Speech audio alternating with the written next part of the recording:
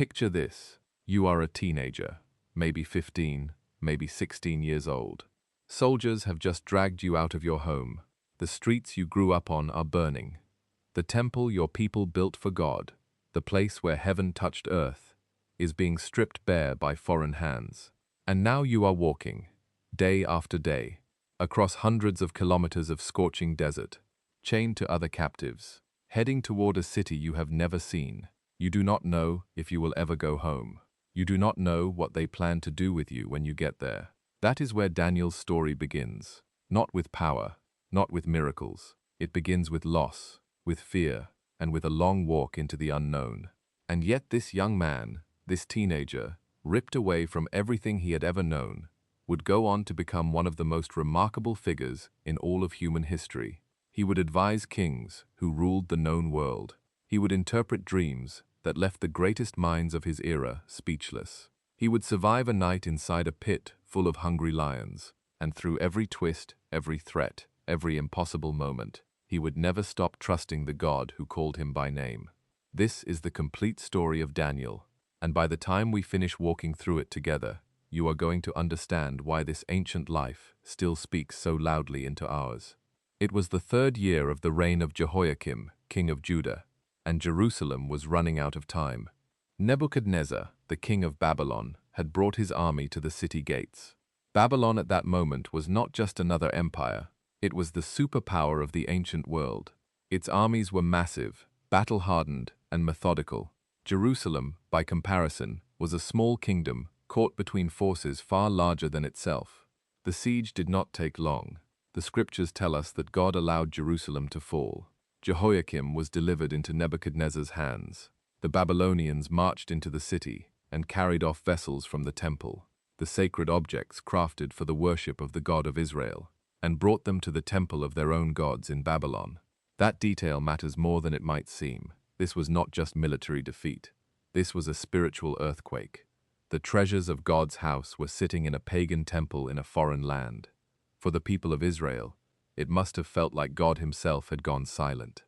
But Nebuchadnezzar was not finished. He did not just take gold and silver, he took people. Specifically, he ordered his chief official Ashpenaz to select the finest young men from among the captives, particularly from the royal family and the nobility. These were not random prisoners. The king had precise requirements. He wanted young men who were physically fit, intelligent, well-educated, quick learners, and capable of serving in the royal palace. And one of the young men selected was Daniel. We do not know Daniel's exact age when he was taken. The text describes him and his companions as young men, and scholars generally estimate he was somewhere between 13 and 17 years old enough to understand exactly what was happening, young enough that his entire future was being redirected by forces completely outside his control. The journey from Jerusalem to Babylon stretched roughly 900 kilometers, following the trade routes along the Euphrates River, weeks of walking through barren terrain, sleeping on open ground, wondering what waited at the end of the road. For a young man raised in the courts of Jerusalem, raised in the worship of the God of Israel, that march into exile must have felt like the end of everything he had ever been. But it was actually the beginning. Try to imagine what it must have been like for Daniel when he first walked into Babylon. This was not some frontier town. Babylon was one of the most spectacular cities the ancient world had ever produced. Massive walls surrounded the city, so thick that chariots could race along the top of them. The Ishtar Gate, covered in brilliant blue glazed bricks and decorated with dragons and lions, towered over every person who entered. There were hanging gardens, towering ziggurats, and palaces that stretched across entire city blocks. For a teenager from Jerusalem, it must have been overwhelming, but it was also terrifying, because Daniel was not a visitor. He was a captive in a foreign land, surrounded by people who worshipped different gods, spoke a different language, and lived by completely different rules. And that is where the real story begins. Nebuchadnezzar had a plan for these young captives that went far beyond giving them jobs. He was running a cultural conversion program. His intention was to take these Jewish youths, strip away their identity, immerse them in Babylonian language, literature, and customs for 3 years, and remake them into loyal Babylonians. One of the first things that happened was that Daniel and his closest friends were given new names. Daniel, whose Hebrew name means God is my judge, was renamed Belteshazzar, a name honoring the Babylonian god Bel. His friend Hananiah, whose name means the Lord shows grace, became Shadrach. Mishael, meaning who is what God is, became Meshach, and Azariah, meaning the Lord helps, became Abednego. In each case, a name that pointed to the God of Israel was replaced with a name tied to Babylonian deities. This was deliberate. Names carried deep meaning in the ancient world. Changing a person's name was an act of claiming authority over them. Nebuchadnezzar was saying, in effect, "You belong to Babylon now. Your old identity is gone." But Daniel had something Nebuchadnezzar could not rename. He had a settled conviction about who he was and who he served. To drive the identity shift even further, the king assigned these young men food and wine directly from his royal table. On the surface, it looked like a privilege, the finest food in the most powerful empire on earth, delivered straight from the king's kitchen. But for Daniel, it was a trap. The food from Nebuchadnezzar's table almost certainly violated Jewish dietary laws. The meat may not have been prepared according to kosher standards. Some of the wine may have been dedicated to Babylonian gods before being served. For a faithful Jew, eating this food would mean breaking his covenant with God.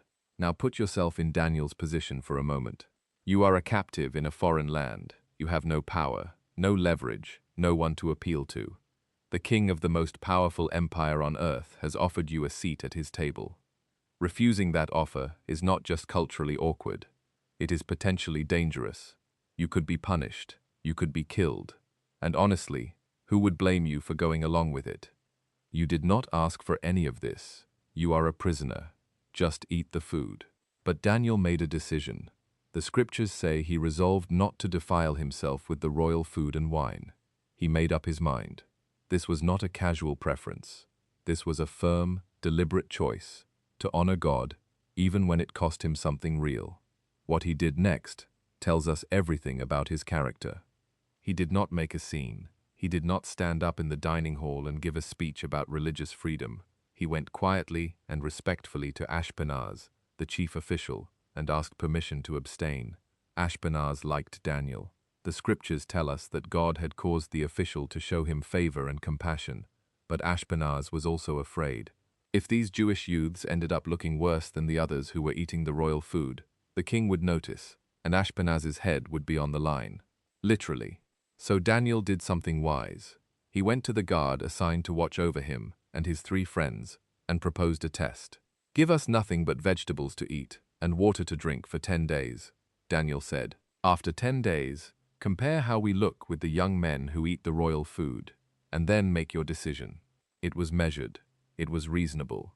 It was not a demand. It was a proposal. And the guard agreed.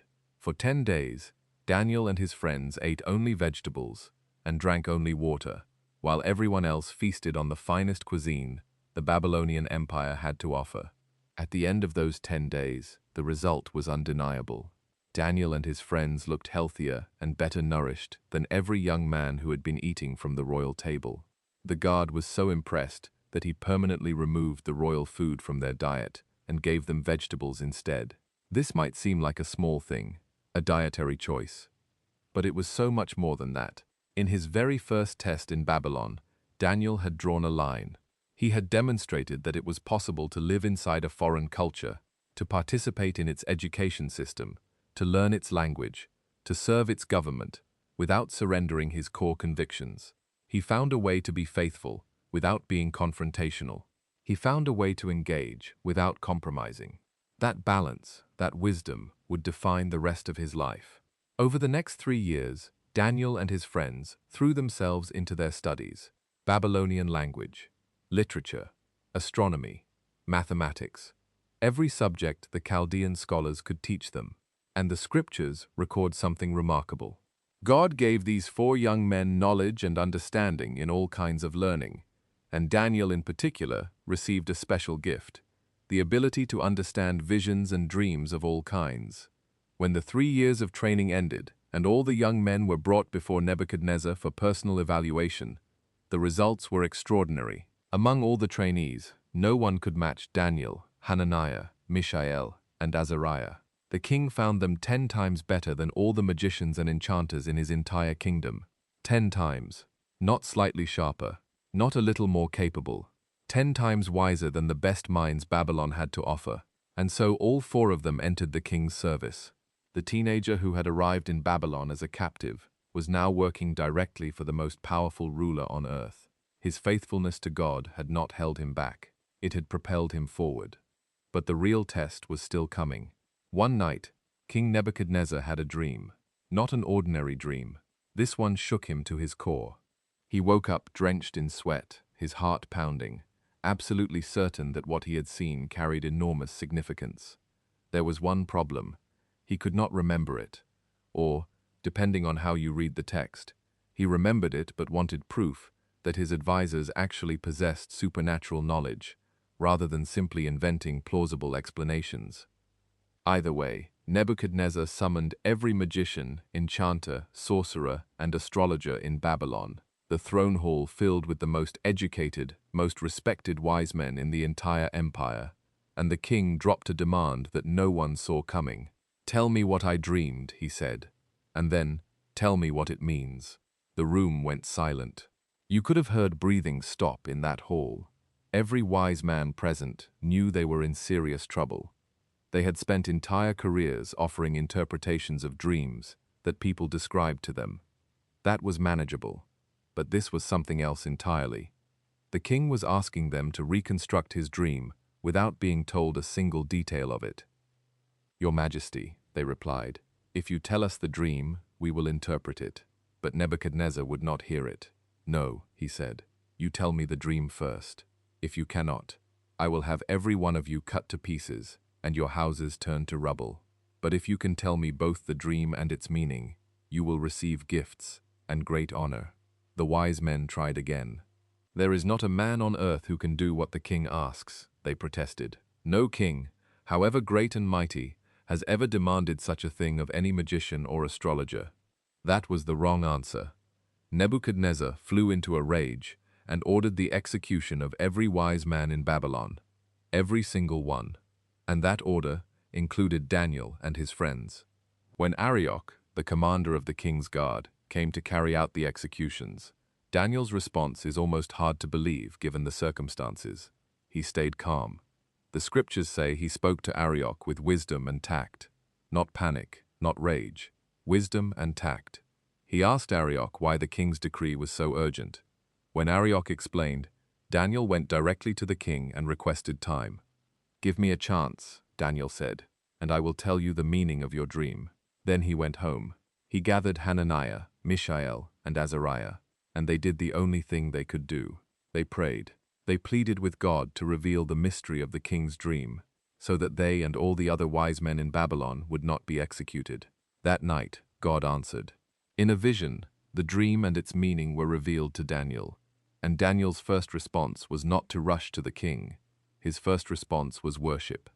"Blessed be the name of God forever and ever," Daniel prayed. Wisdom and power belong to him.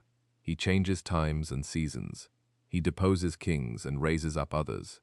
He gives wisdom to the wise and knowledge to the discerning. He reveals deep and hidden things. He knows what lies in darkness, and light dwells with him.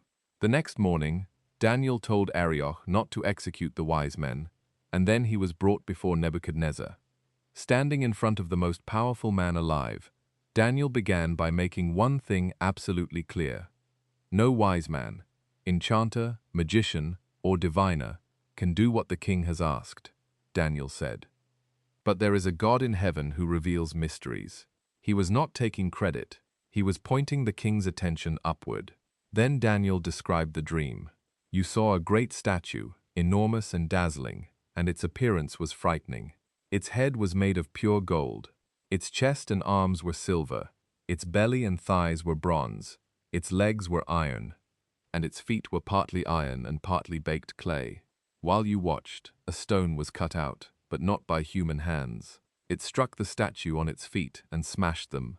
Then the iron, the clay, the bronze, the silver, and the gold were all broken to pieces at the same time, and became like chaff swept away by the wind without leaving a trace. But the stone that struck the statue became a huge mountain and filled the whole earth. Nebuchadnezzar sat there, almost certainly with his mouth open, because Daniel had just described his dream exactly as he had experienced it. Then came the interpretation. The head of gold, Daniel explained, was Nebuchadnezzar himself and his Babylonian empire. "You are the King of Kings," Daniel told him. "The God of heaven has given you dominion and power and might and glory. But after Babylon, another kingdom would arise, then a third, then a fourth, strong as iron, breaking and crushing everything before it. But that fourth kingdom would eventually be divided, partly strong and partly brittle, like iron mixed with clay. And the stone cut without human hands, that represented a kingdom the God of heaven would establish, a kingdom that would never be destroyed, a kingdom that would outlast every empire, every throne, every power the world had ever seen." The effect on Nebuchadnezzar was immediate and dramatic. The king fell face down before Daniel, the most powerful man on earth, prostrating himself before a Jewish exile. "Surely your God is the God of gods," the king declared, "and the Lord of kings and a revealer of mysteries." As a reward, Nebuchadnezzar promoted Daniel to ruler over the entire province of Babylon and chief prefect over all the wise men of the kingdom. And Daniel, showing the loyalty to his friends that would mark his entire life, immediately requested that Shadrach, Meshach, and Abednego be appointed to positions of authority in the province as well. The captive had become the governor, but Nebuchadnezzar was a complicated man. Hearing that he was the head of gold, apparently did something to his sense of proportion. Some time later, the king ordered the construction of a massive golden statue. Not a statue with a gold head and a silver chest like the one in his dream. An entirely gold statue, 90 feet tall, 9 feet wide, covered from base to crown in gold, set up on the plain of Dura for all to see. The king then issued a sweeping decree. "When you hear the sound of the musical instruments, every person, regardless of rank or nationality, must fall down and worship the golden image. Anyone who refuses will immediately be thrown into a blazing furnace." The music played. Across the plain, thousands of officials, governors, and administrators dropped to the ground in worship. But 3 men did not bow. Shadrach, Meshach, and Abednego, Daniel's closest friends, refused to worship the statue. Babylonian officials noticed and were only too glad to report them to the king. Nebuchadnezzar was furious. He summoned the 3 men and gave them one final chance. The furnace, he told them, was ready. One more opportunity to bow, and all would be forgiven. Their response was extraordinary. "King Nebuchadnezzar," they said, "we do not need to defend ourselves before you in this matter. If we are thrown into the blazing furnace, the God we serve is able to deliver us from it, and he will deliver us from your hand. But even if he does not, we want you to know that we will not serve your gods or worship the image of gold you have set up." Read those words again. Even if he does not. They were not bargaining with God. They were not saying we will stay faithful because we know God will rescue us. They were saying we will stay faithful regardless of what happens. That is faith without conditions. That is the kind of conviction that cannot be manufactured in a moment of crisis. It has to be built over years of daily trust. Nebuchadnezzar, now beyond furious, ordered the furnace heated 7 times hotter than normal. The fire was so intense that the soldiers who threw the 3 men into it were themselves killed by the heat. But then something happened that made the king leap from his throne. Looking into the furnace, Nebuchadnezzar saw not 3, but 4 figures walking unharmed through the flames. The 4th, the king said, looked like a son of the gods. Nebuchadnezzar rushed to the opening of the furnace and called out, "Shadrach, Meshach, Abednego, servants of the Most High God, come out." They walked out of the fire. Every official crowded around them. Not a hair on their heads was singed. Their clothes were not scorched. There was not even the smell of smoke on them. Nebuchadnezzar, shaken to his core, issued a new decree. No one in his kingdom could speak a word against the God of Shadrach, Meshach, and Abednego, because no other God could rescue like this. Time passed. Nebuchadnezzar's kingdom reached its peak. Babylon dominated the known world. And then the king had another dream. This time he remembered the dream clearly, but none of his wise men could interpret it. So Daniel was called in again. Nebuchadnezzar described what he had seen. A great tree, enormous and strong, growing until it touched the heavens, visible to the ends of the earth, its branches providing shelter for every creature. But then a messenger came down from heaven with a command. Cut down the tree, strip it bare, leave only the stump, bound with iron and bronze in the grass of the field. Let him be drenched with the dew of heaven, and live with the animals for 7 times. Daniel listened, and his expression changed. The scriptures say, he was greatly perplexed for a time, and his thoughts alarmed him. Nebuchadnezzar encouraged him to speak plainly. Daniel's first words showed genuine compassion. My lord, he said, I wish this dream applied to your enemies, and its meaning to your adversaries. Then he told the king the truth. The great tree was Nebuchadnezzar himself. His greatness had grown until it filled the earth. But the decree of the Most High had gone out against him. He would be driven from among people and would live with the wild animals. He would eat grass like an ox. 7 periods of time would pass over him until he acknowledged that the Most High is sovereign over all kingdoms on earth and gives them to anyone he chooses. Daniel then gave advice that no one else in that court would have dared offer to an absolute monarch. Renounce your sins by doing what is right, Daniel urged him. Be kind to the oppressed. Perhaps your prosperity will continue. It was a bold, compassionate, and remarkably direct thing to say to a king who held the power of life and death. Daniel said it with respect, and he said it because he genuinely cared what happened to this man. Nebuchadnezzar did not listen. 12 months later, the king stood on the roof of his royal palace, gazing out over the vast city spread before him. Is not this the great Babylon I have built, he thought, as the royal residence by my mighty power and for the glory of my majesty? The words were still forming in his mind when a voice came from heaven. Your royal authority has been taken from you. Immediately, the prophecy was fulfilled. Nebuchadnezzar was driven away from people. He ate grass like an ox. His body was drenched with the dew of heaven, until his hair grew like the feathers of an eagle, and his nails like the claws of a bird. At the end of the appointed time, Nebuchadnezzar raised his eyes toward heaven, and his sanity returned. He praised the Most High, and his throne and his glory were restored to him. The man who had once declared himself the greatest power on earth now declared that the Most High is sovereign over all the kingdoms of men and gives them to anyone he wishes. Once again, Daniel's interpretation had been accurate, down to the last detail. Years passed. Nebuchadnezzar died. The throne of Babylon eventually passed to Belshazzar. The new king had not earned his way to the top. He had inherited power without inheriting wisdom. He had not watched his predecessor crawl through madness and humiliation and come out the other side with a genuine acknowledgement of God's sovereignty. Belshazzar had heard the stories and learned nothing from them. One night, he threw a great banquet for 1,000 of his nobles. Wine flowed freely. The hall was loud with celebration. And as the evening wore on and his judgment blurred, Belshazzar made a decision that would prove fatal. He ordered his servants to bring out the gold and silver vessels that Nebuchadnezzar had taken from the temple in Jerusalem decades earlier. These were sacred objects. They had been crafted specifically for the worship of God. They were never meant to be drinking cups at a pagan feast.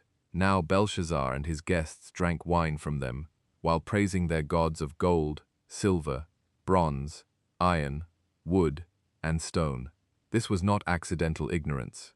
Belshazzar knew exactly what these vessels were and where they had come from. He chose to use them as a deliberate act of contempt for the God of Israel. What happened next froze every person in that hall. The fingers of a human hand appeared and began writing on the plaster of the wall, right next to the lampstand where the entire room could see it. The king watched the hand move across the wall, and the color drained from his face. His knees buckled beneath him. He screamed for his wise men.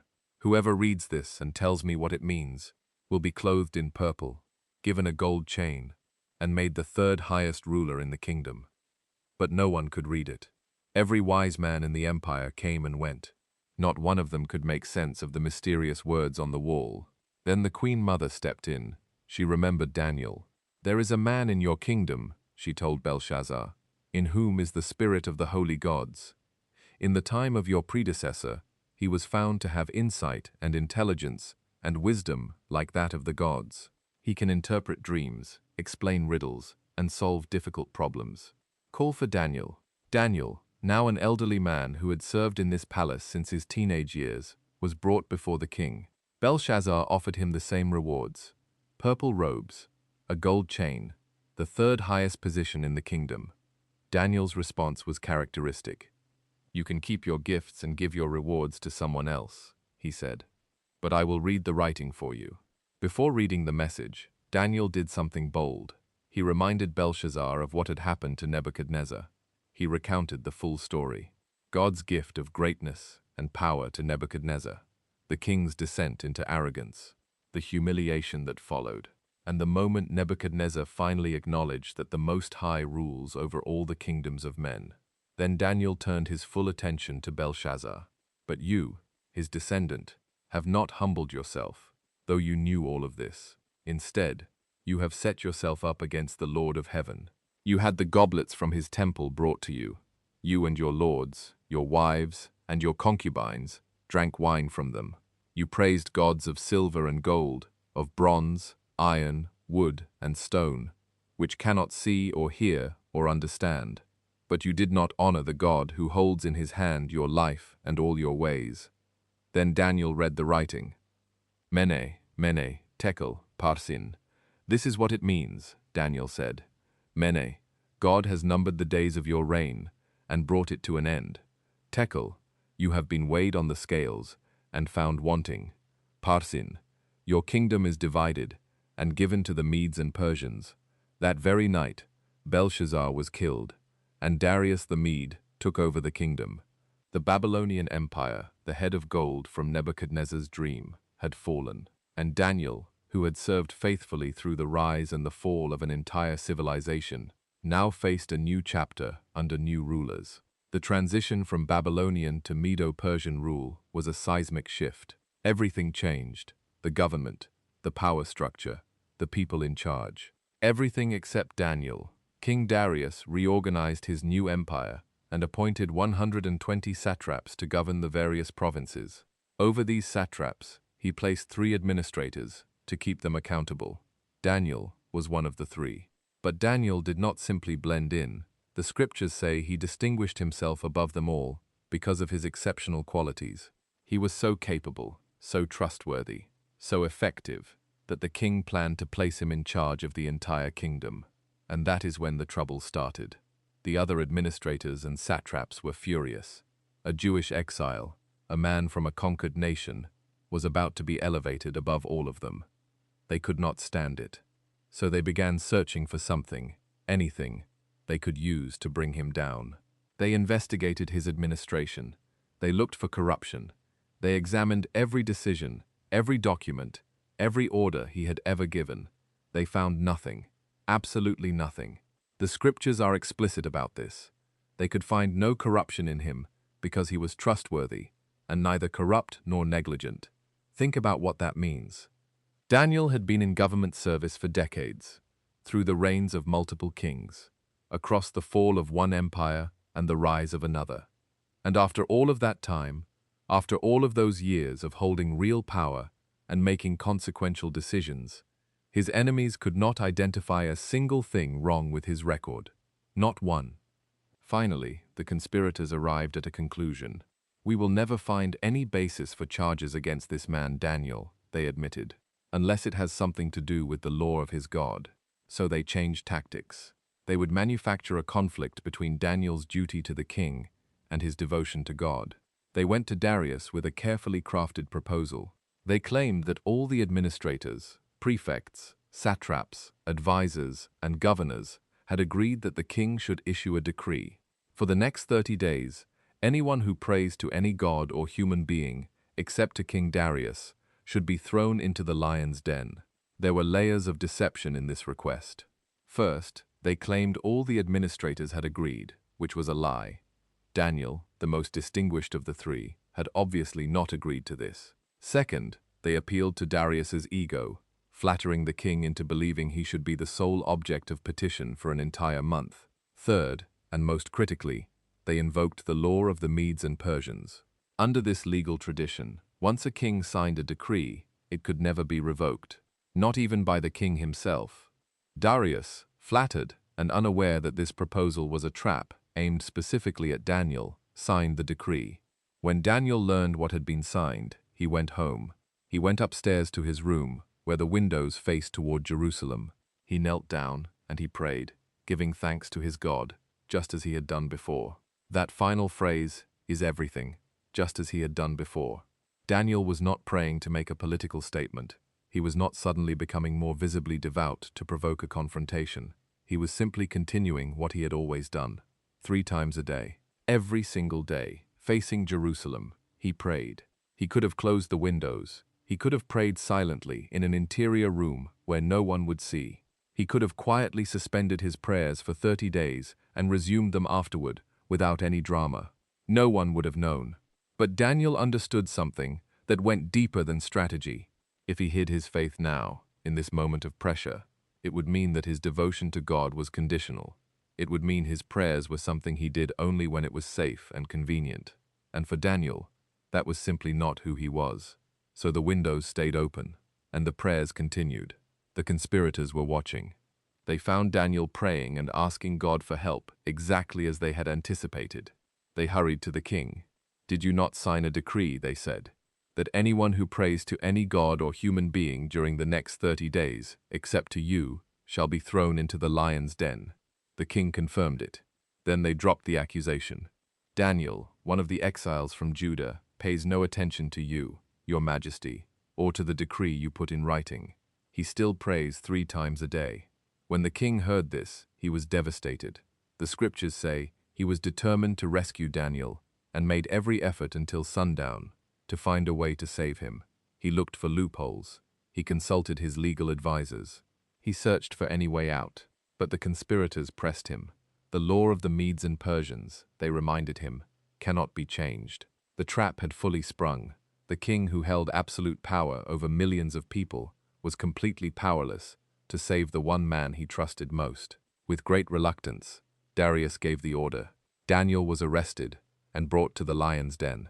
Before he was thrown in, the king said something to him that reveals just how deeply Daniel's life had made an impression. "May your God, whom you serve continually, rescue you." Think about those words. The king, who had just signed a decree, making himself the only lawful object of prayer, was now expressing personal hope that Daniel's God would perform a miracle. Even Darius, a pagan king, could see the reality of Daniel's relationship with God. A stone was placed over the opening of the den.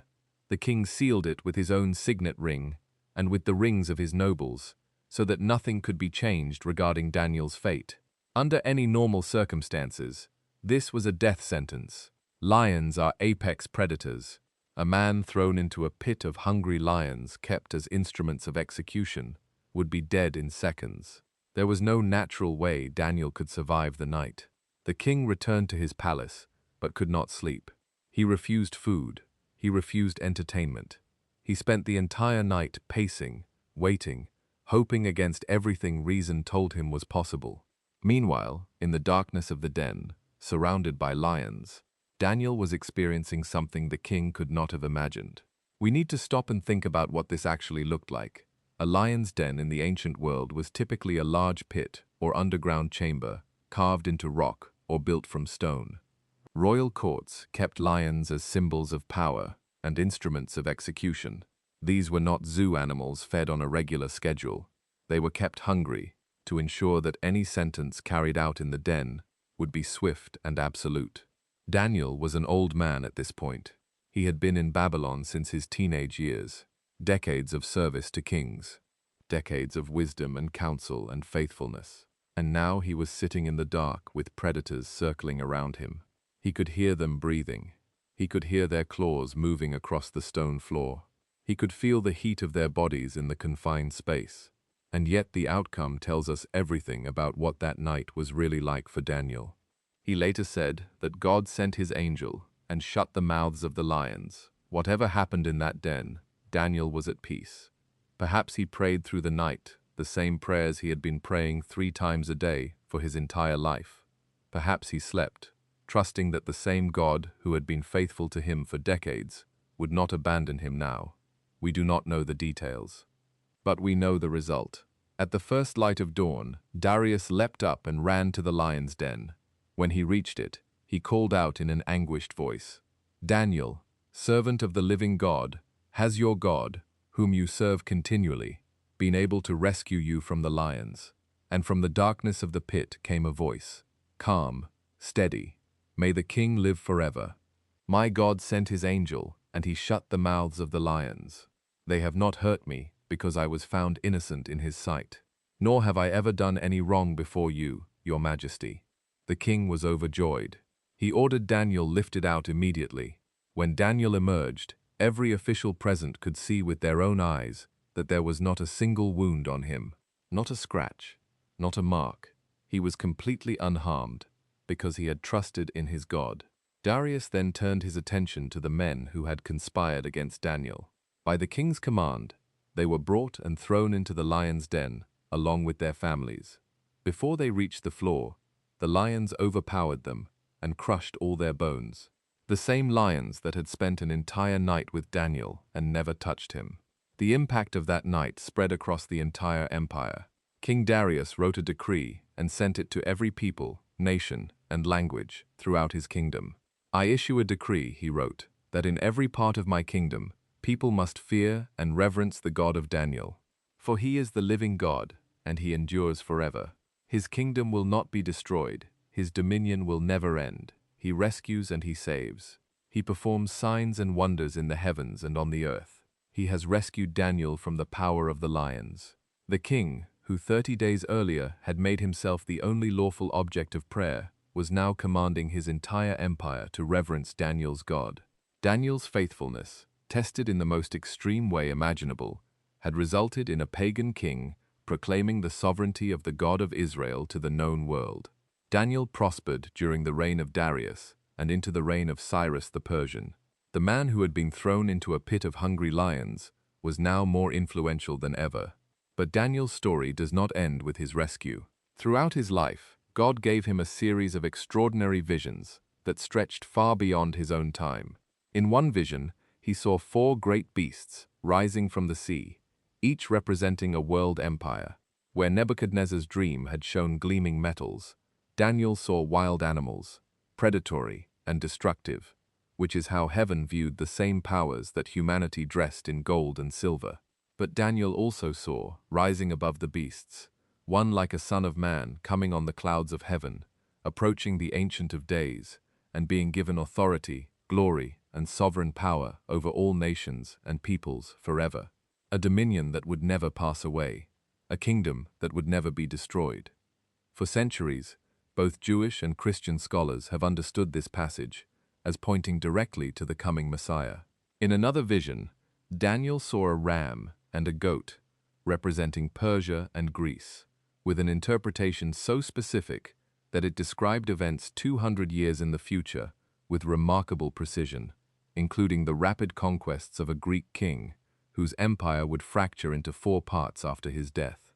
In the 9th chapter, after reading the prophet Jeremiah and understanding that Jerusalem's desolation would last 70 years, Daniel turned to God in fasting, prayer, and repentance on behalf of his people.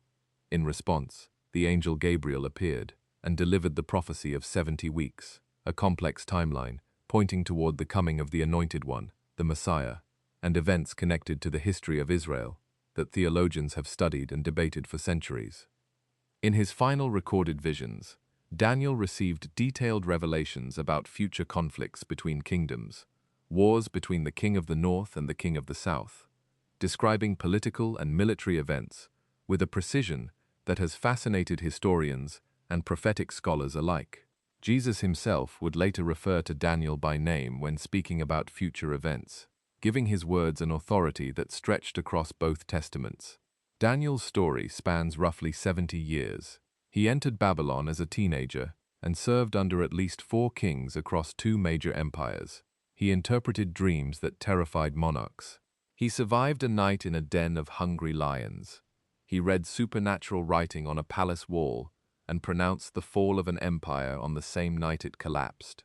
He received prophetic visions that shaped how generations of people understood God's plan for the world. Think about the sheer scope of what this one man lived through. He saw Jerusalem fall. He walked as a captive into the greatest city on earth. He watched his 3 closest friends walk into a furnace and emerge without a burn mark on their skin. He told a king that madness was coming, and it came, and through all of it, not once did he waver. When you step back and look at the full arc of his life, several things stand out with unmistakable clarity. Daniel was consistent. He did not have one set of principles for easy times and a different set for hard times.